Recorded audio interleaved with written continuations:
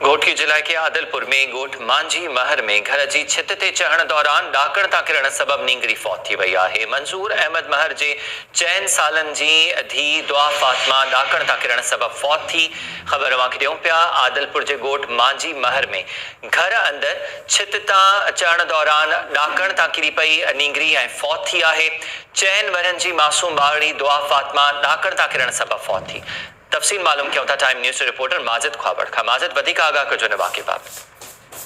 जी रा बिल्कुल ये आदलपुर लोगो ॻोठ है मांझी महर जिते नीगरी है जेका घर जी छत ते बेसमझीअ सां चढ़ी वई, जेका घर जी छत तां किरी ज़ख़्मी थी पई, जेका पंहिंजे घर खां अस्पताल आंदे वियो जिते वो दम धणिया वाली थी वई।